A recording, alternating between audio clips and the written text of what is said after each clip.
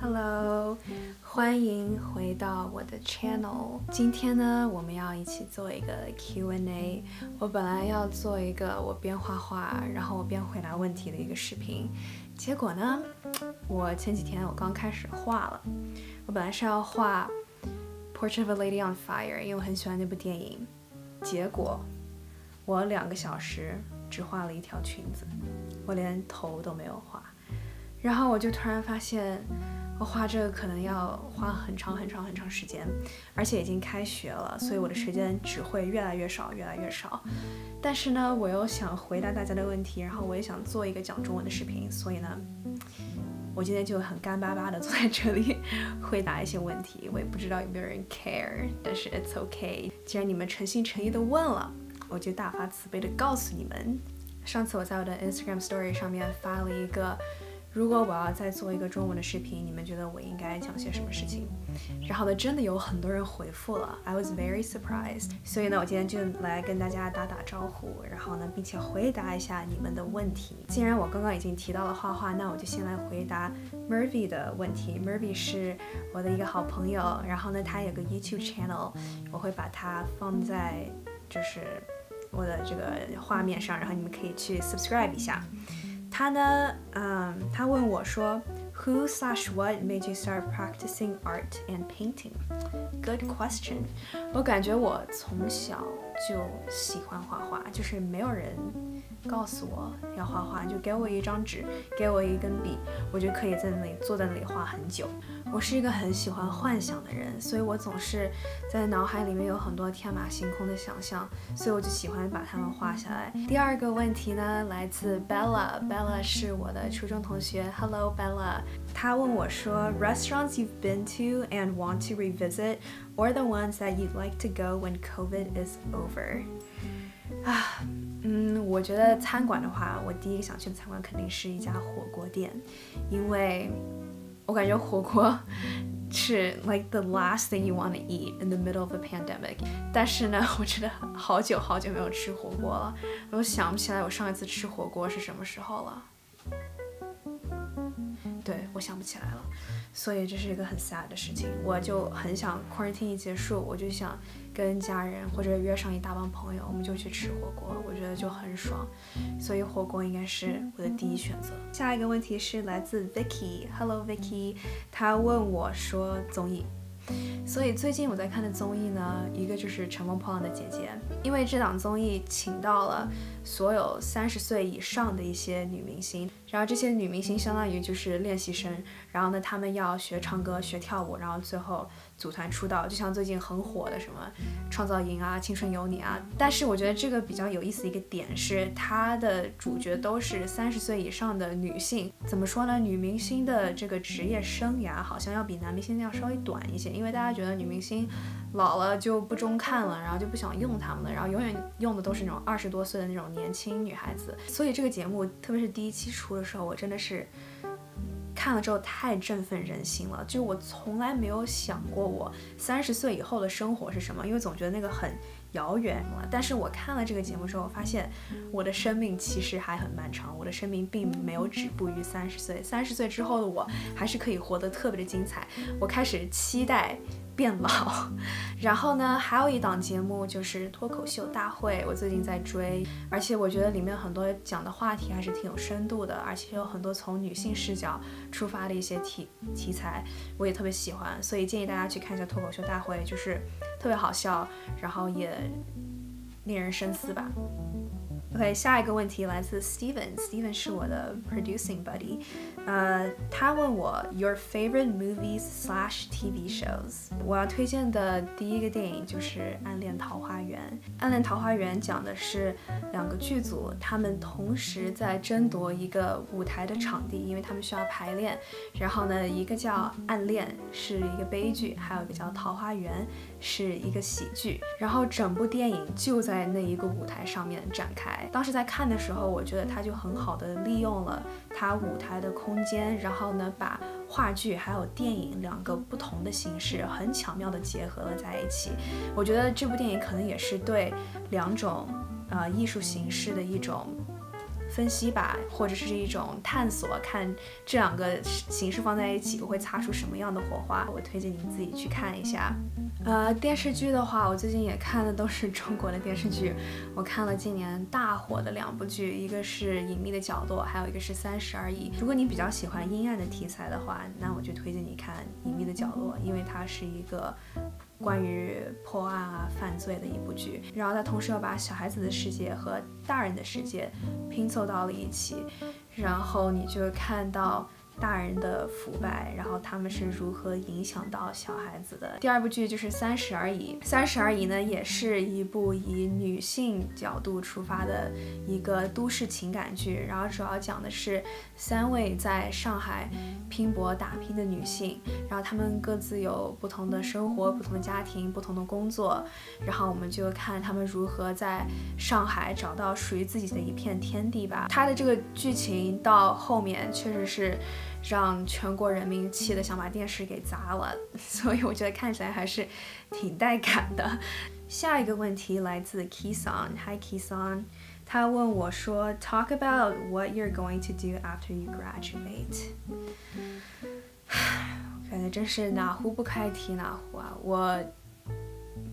不知道我毕业之后要干啥。我大概有个方向吧，就是我毕业之后肯定是找工作啊，然后呢同时在进行我的这些 side projects， 比如说 YouTube 呀，或者是拍摄微电影、写剧本什么的，所以这就是我的 plan。然后就是我现在也没有办法预知到未来，我也不知道明年会是什么样子的，特别是现在疫情的原因，真的是什么事情都是不确定的。就这样，反正就是踏踏实实、脚踏实地过好每一天，每一件事情都做到最好，就也只能这样了，就一天一天的过吧，走一步是一步。我觉得现在可能即将要毕业的，我肚子刚叫了，有点饿了。我觉得对于很多快要毕业的学生来说，现在真的是很紧张的一段时间吧，因为不知道未来是什么样的。但是 You're not alone， 我觉得应该有很多人都现在很迷茫吧。OK， 下一个问题 Abraham, also my film friend， 他问我说 Talk about your memories of China。China 的 memories 太多了，我要想一想。我就讲一讲我在小学干过的一些好玩的事情吧。因为当时我的小学是这样的，有分着教学楼还有科艺楼。科艺楼就是什么实验室啊，然后呢美术教室在的一个 building。当时应该是2年级吧，因为我们还没有开始上科学课，所以我们也从来没有进过科学教室。我们吃完中饭之后，我们就会跑到科艺楼，然后科艺楼的走廊特别的黑，特别是有科学实验室的那一楼，然后呢，这些实验室里面呢还摆着一些骷髅头什么的一些看起来特别诡异的东西，所以呢，我们就假装自己是冒险小虎队，因为冒险小虎队当时也是特别火的一个系列的书吧，大家当时都在读冒险小虎队，所以我们就假装自己是一队探险家，然后我们就跑到科艺楼，然后就在走廊里面走，然后呢，就有很多男生会发出那种特别诡异的声音，然后呢，大家就在尖叫着跑走。我现在突然讲这个故事，觉得自己好无聊啊。当时真的太无聊了，每天去干这件事情。当然，除了这些快乐的时候呢，也有过很多伤感。我感觉在中国的时候，其实也经历了很多离别吧。就比如说同学转学走了之后，我们经常会有欢送会，我们就放那首歌，就朋友一生一起走，然后我们就一起唱，然后边唱边哭，然后反正特别的凄惨。然后当时我要转学离开我初一的班上的时候，也是一样的。我感觉我自己也当时哭的天昏地暗的，就很难受，因为要离开这些同学，我们每天都在一起，所以感情特别深。然后当时觉得那这是世界上最悲惨、最难过的事情。反正感觉小时候就所有事情都感觉特别的大，所有事情都感觉是过不去的坎。但现在回头看，其实也过去了。我相信以后我再大的时候再看我现在的事情，也觉得当时不算什么，对吧？反正我在国内那段时间就是过得挺开心的，就我很感激我在中国生活了这么一段时间。下一个问题来自 Alice，Hello Alice，她说 having children， 我觉得我会要小孩的，因为我觉得这是一个人生的经历吧，应该体验一下。OK， 下一个问题来自 Miki。Hello Miki， 他问了我恋爱观，然后的另外一个同学 Rain 他也问我 relationship， 所以呢我就来讲一下恋爱观吧。我觉得一段健康或者一段好的恋爱应该是让你能够越来越喜欢自己，然后让你越来越过得开心，然后呢觉得自己每天都在进步，然后充满了正能量。如果一段感情就是每天让你越来越消极，然后你越来越不喜欢自己的样子，那我觉得这段感情就不值得。我最近在知乎上面读到了一句我觉得特别好的一句话，就是他说两个人在一起应该是因为你喜欢对方，然后两个人之所以能够长久，是因为这段感情让你喜欢自己。所以我觉得这是一个挺好的一个准则吧，所以希望大家都能好好的爱自己。我突然觉得我自己像那种知性博主，我觉得很奇怪，因为我从来没有在我的 channel 上面讲过这种话题，然后我就觉得很搞笑。我在这里给什么 relationship advice， 反正祝大家2020年感情顺利，好吗？OK， 下一个 Miki 说理想 versus 现实。我觉得我是一个理想主义者吧，我对未来有很多的憧憬，然后有很多甚至不切实际的想象，但是呢，同时呢，我又有一点点悲观，所以这两个刚好互相 offset。就我不会理想到我完全迷失自己，然后呢就不切实际的去做一些事情，但是我也不会悲观到就是没有动力去争取自己喜欢的事情，所以我觉得这两个度刚刚好。OK， 下一个问题。Iki 问：希望平淡的生活还是刺激的挑战？我比较喜欢刺激的挑战，但我觉得这是因为我还小不懂事。我相信我以后肯定就是只想要个平淡的生活，但我现在想要刺激的挑战，因为我很怕平淡吧，就是我不喜欢太平淡。我感觉就是我一定要 challenge 自己去做点什么事情，然后一定要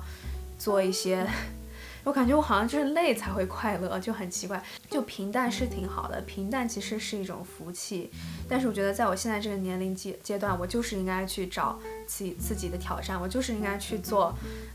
我只有在这个年龄段才会做出的事情。而且我感觉我是一个对很多事情都特别感兴趣的一个人，所以呢，我也希望能够在我的生活里有一直这样的挑战出现，然后让我可以去完成这一个小任务，像打通关一样的那种，然后呢 get 到很多新的技能，所以我应该是选择刺激的挑战。最后一个问题，朋友是有难同当还是有福同享？我觉得有福同享可以让你们成为朋友，或者成为关系好的朋友，但是只有有难同当的朋友才会是跟你走得长远的朋友。哎，这是我第一次做 Q&A， 其实我也挺紧张的，因为我完全在 freestyle， 我没有 plan 任何一个回答，但是希望大家喜欢这期视频。如果有机会的话，我以后可以接着做用中文聊的 Q&A。其实我用中文也是希望能够有更多的说中文或者想要学中文或者就是想要听中文的观众来看我的 channel。所以如果你们喜欢这类视频的话，就点个赞，然后呢告诉我，我以后会经常做一些中文的视频。那么今天这个 video 到这里就结束啦，谢谢大家的观看，我们下期再见，拜拜。OK， 其实我这么多问题里面，我还收到了一些搞笑的。我妹说 ，Talk about how much you love me。OK， 你要我向你当众表白吗？这个很尴尬的好吗？还有 Cindy 说 me，she wants me to talk about her。Cindy 是我大一认识的同学，然后我们是 floor mates。但是呢，我有种预感，就是我今年都见不到他了，因为 coronavirus， 我们现在天各一方，根本见不到对方，有可能明年我们才能重逢了。Hope you're doing well, Cindy.